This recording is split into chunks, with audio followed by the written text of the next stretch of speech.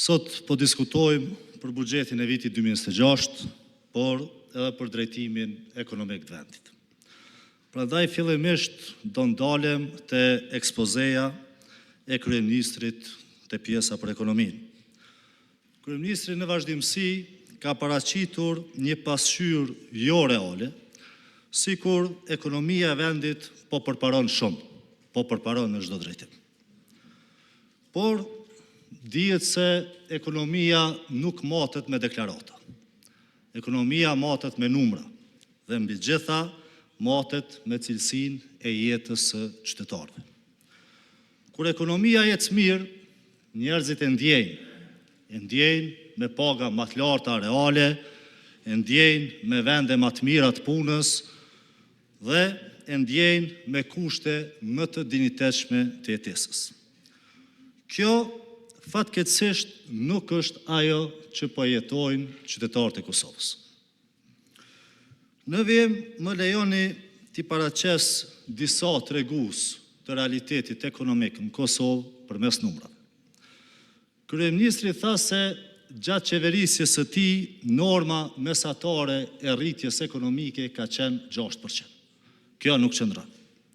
Norma mesatare është 3.6%, e cila është më e ulët se sa mesatarja prej 4.6% para se të vinit ju në pushtet. Me që po i referoni kësaj qeverie si kurti 3, atëherë mos ikni edhe numrave që i keni pas në kurti 1. Ju keni theksuar vazhdimisht se kemi normën më të lartë të rritjes ekonomike në rajon. Por përqindjet jo gjithmonë tregojnë gjithë realitetin. Prandaj po ju paraqes një tregues më konkret. Para se të vinit ju në qeveri, në vitin 2019, diferenca ndërmjet ekonomisë së Kosovës, pra bruto produktit vendor të Kosovës, dhe ekonomisë së Shqipërisë ishte 6.8 miliard euro. Në vitin 2024, kjo diferencë ka arritur në 14.6 miliard euro. Kjo dëshmon se, përderisa ju krenoni me përqindjet, në realitet ekonomia e Kosovës çdo ditë më shumë po mbetet mbrapa ekonomive tjera të rajonit. Ekonomia jonë nuk mund t'i zë ekonomitë e rajonit duke regjistruar norma të rritjes ekonomike prej 3.4%, sikur kjo e vitit 2025 e vlerësuar nga Fondi Monetar Ndërkombëtar. Nuk mund t'i zë ekonomi tjera duke u bazuar në politika që ka në fokus rritjen e konsumit, por jo dhe investimet. Po ashtu, kryeministri deklaroi se Kosova ka inflacionin më të ulët në rajon. As kjo nuk qëndron. Në dhjetor 2025, norma e inflacionit në Kosovë ishte 5.3%, në Shqipëri 2.2%, në Maltëzi 3.7%, në Maqedoninë Veriore 3.6%. Pra, jo vetëm që nuk e kemi inflacionin më të ulët në rajon, por jemi dukshëm më lartë se vendet përreth. E përmendni vazhdimisht rritjen e eksporteve, por nuk i përmendni importet. E keni gjetë vendin me deficit tregtar prej 3.1 miliard euro, ndërsa sot deficiti tregtar është 6.1 miliard euro. Kjo do të thotë se paratë e qytetarëve të Kosovës çdo ditë e më tepër po e financojnë ekonomi tjera, ndërsa ju këtu na flisni për zhvillim. Importin ne duhet ta zëvendësojmë me eksport. Por për të ndodhur kjo, duhet kemi një ambient miqësor ndaj prodhuesve vendor. Duhet kemi infrastrukturë që mbështet zhvillimin.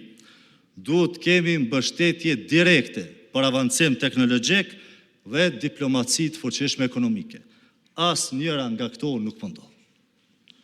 Sa i përket investimeve të huaja direkte, ju e dini shumë mirë se 74% e tyre përbën nga blerja e patundshmërive nga diaspora. Në anën tjetër, në prodhim shkojnë vetëm 1.7% e investimeve të huaja direkte. Ky është ambienti i biznesit që keni krijuar. Kjo është ekonomia juaj. Nuk ka progres. Nuk ka progres në një ekonomi ku të rinë shohin të ardhmen jashtë vendit për shkak se nuk mund gjejnë punë të mira në Kosovë. Në mungesë të mundësive, një popull i tërë po i mban syt nga qeveria për shtesa sepse nuk ka gjë tjetër. E keni lënë një popull të pres çdo muaj, a mos do ndohen 100 euro, a mos do të ketë një shtesë tjetër. Kjo nuk ka të bëjë me zhvillim. Kjo nuk është ekonomi që e fuqizon qytetarin. Kjo është politikë që e mban qytetarin të varur nga qeveria. Familjet kosovare ka nevojë për mirëqenie më të lartë. Burrat dhe gratë, të rinj të treja, ka nevojë për ma shumë vende pune që paguhen mirë. Ka nevojë për të hyra të qëndrueshme që sigurojnë jetë me dignitet dhe parashikueshmëri. Ka nevojë për arsim cilësor për familjet e tyre, për siguri shëndetësore. Ka nevojë për një Kosovë që ecë përpara. Tani t'i kthemi buxhetit më konkretisht. Përderisa ju po krenoni me rritjen e të hyrave buxhetore, kryefjala e buxhetit tuaj nuk është ndonjë investim i madh transformues për ekonominë e vendit, qoftë në energji, infrastruktura apo shëndetësi. Kryefjala e buxhetit tuaj është premtimi i pagës së 13 për të punësuarit në sektorin publik, e cila megjithatë nuk arrin zotimin për rritje prej 50% që e kemi pas projektuar në projektin ton qeverisës.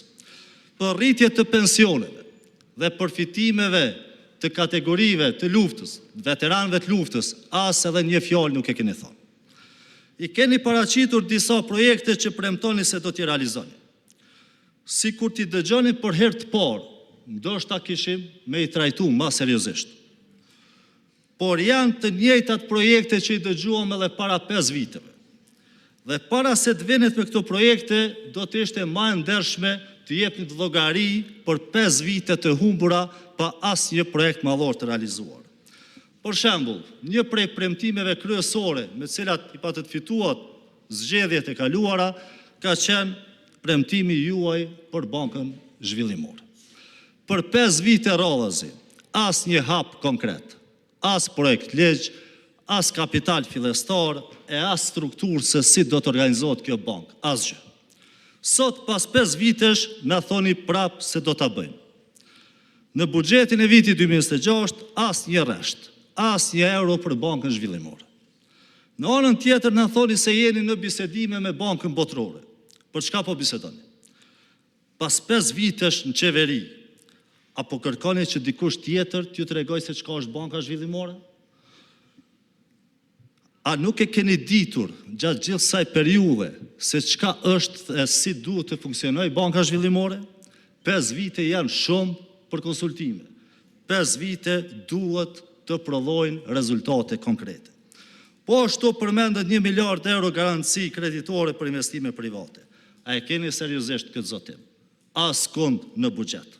As një plan për zbatimin e këtij projekti. Për sa i përket investimeve kapitale, ju jeni qeveria me performancën më të dobët në realizimin e tyre. As një projekt të madh kapital infrastrukturor nuk e keni përfunduar. As rrugën për Podojev, as për Peja Gjakov, as atë për Teto. Për autostradën Anamurovës, për 5 vite, as një përparim konkret. Pse duhet ju besojmë tash? Çka keni ndryshu? E keni lënë një rajon të tërë të torturohet dhe rrezikohet për çdo ditë në rrugën ekzistuese. Dhe kjo nuk është thjesht pavësi. Kjo është përbuzje e besimit që ju ka dhënë rajoni i Anamurovës. Prandaj, nga ky buxhet dhe nga këto politika nuk mund të presim më shumë se sa një menaxhim rutinor të shpenzimeve publike, ashtu siç bët edhe në mandatin e kaluar. Regjia 1 minutë shtesë për deputetin.